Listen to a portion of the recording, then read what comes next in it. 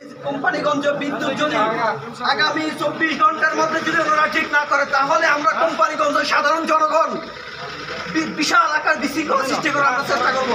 এবং কি সম্মানিত কোম্পানিগঞ্জবাসী, আপনারা একটা বিষয় মাথা করবেন, দল মত নির্বিশেষে আজকে আমাদের সম্মানিত ইউনুস স্যার যদি এই বিষয়টা যদি সেটেল না করে, তাহলে যে কোম্পানিগঞ্জতে বিল নিতে আসবে, বিদ্যুতের মিটার লিখতে আসবে, আমরা ওনাকে সাধারণ জনগণ ওনাকে আমরা কি করবো,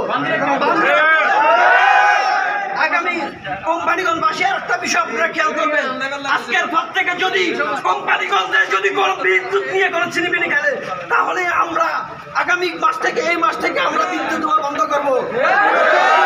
কোনো বিদ্যুৎ দেবে না আমরা কোম্পানিগঞ্জবাসী। আমরা কোম্পানিগঞ্জবাসী মরলে একসাথে মরবো, বাঁচলে একসাথে বাঁচবো। কোম্পানিগঞ্জবাসী, আমি আর একটা কথা বলতে চাই, কোম্পানিগঞ্জে যদি বিদ্যুৎ নিয়ে যদি ছিনিমিনি খেলে, দল বল নির্বিশেষে কোনো জামাত বিএনপি আমলিক না, সাধারণ জনগণের পক্ষ থেকে আমি বলতেছি, যদি কোম্পানিগঞ্জে বিদ্যুৎ নিয়ে ছিনিমিনি খেলে, একটা প্রশাসনের ভাই যদি সাধারণ মানুষের যদি অত্যাচার করে, কোম্পানিগঞ্জে পুরো মানুষ ঝাঁপিয়ে পড়বে প্রশাসনের উপরে।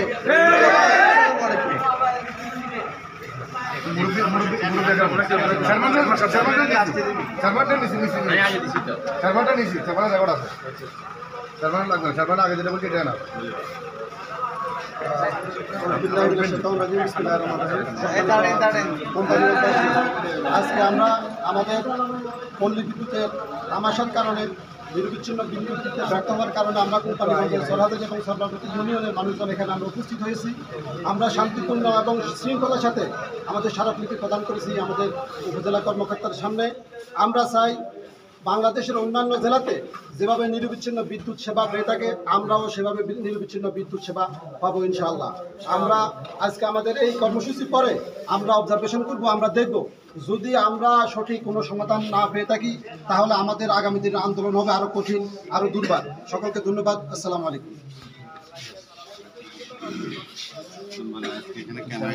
এখানে কথা আছে সারমান সাহেব, এখানে একটা কথা আছে, আপনারা কিন্তু ব্যানার করছেন যে ঘেরাও কর্মসূচি, এখন আপনার স্মারকলিপি দিয়ে ঘেরাও কর্মসূচি থেকে চলে যাচ্ছেন, এই বিষয়ে কথা বলেন। জি, আসসালামু আলাইকুম রহমতুল্লাহি ওয়া বারাকাতুহু।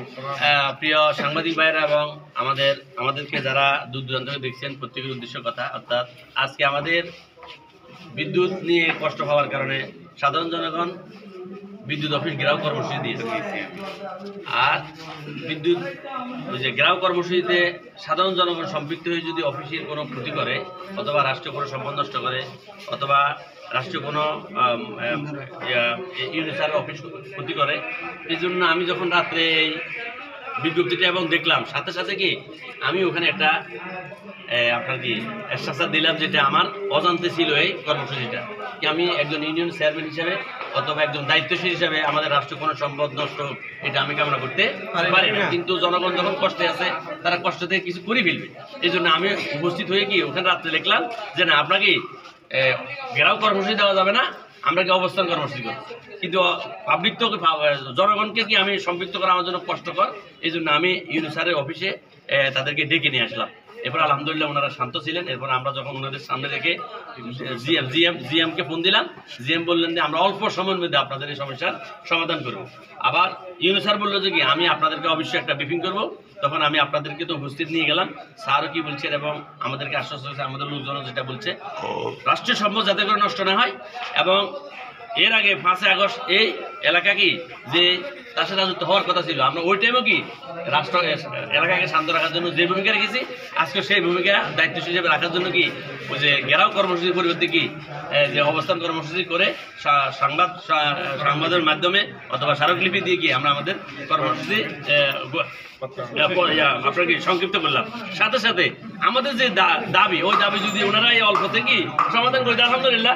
আর যদি এই দাবি আমাদের কারণ নিরবিচ্ছিন্ন কারণ যদি দিতে গড়িমসি করে, তাহলে আমরা জনগণকে হয়তো শান্ত করতে পারবো না, সরকার বুঝবে তখন কি করবে। এই জন্য আমরা চাই সরকার আমাদের শান্তিপূর্ণ কর্মসূচিতে আমাদের দাবিটাকে যেন কি পরিপূর্ণ করে, আপনাদের মাঝে আমাদের দাবিটা পূর্ণ।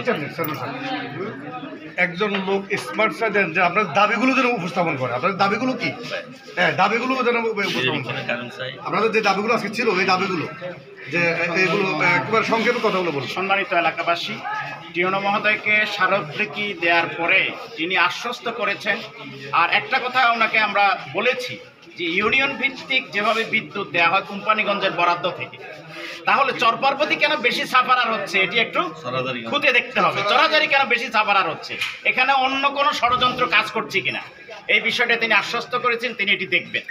আর আমরা অন্য কোনো কথা নয়, নিরবচ্ছিন্ন বিদ্যুৎ মানুষের ভোগান্তি, ভোক্তারা যদি এরপরে ক্ষেপে উঠে তখন পরবর্তী পদক্ষেপ কি নিবে সেটা টিওনোর পক্ষ জানা সম্ভব না, এজিএম ডিজিএম যারা আছে তাদের পক্ষে এটি জানা সম্ভব না। আমাদের জানাই তো কাজ করে না, তারা তো এই যে টিওনো অভিভাবক, কোথায় বিদ্যুৎ আছে আর কোথায় নাই কোনো ক্যালেন্ডার নাই, বলো যে এতটা থেকে এতটা বিদ্যুৎ থাকবে, এতটা থেকে এতটা থাকবে না, কোনো কি না মনে হয় যেন যে লাগামহীন ভাবে চলছে, এভাবে লাগামহীন ভাবে কর্মকর্তারা অপসারণ চাইছিল ওই বিষয়ে কথা বলে। কর্মকর্তা যদি তিনি ব্যর্থ হন দায়িত্ব পালনে, তাহলে তাকে সরে যেতে হবে, অথবা তাকে সরে যাওয়ার জন্য এই ভোক্তা অধিকাররা যা করা দরকার তা করবে অবশ্যই।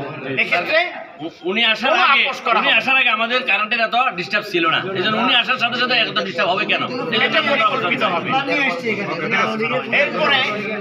এরপরে মিটার প্রসেস করতে গিয়ে দালাল ছাড়া, টাকা কন্ট্রাক্ট ছাড়া হচ্ছে না, মানে ভোক্তা যারা আছে তাদের যে কি কষ্ট, কি ভোগান্তি, এটি আপনাদের নখে দর্পণে আছে। ধন্যবাদ আগামী দিনের জন্য।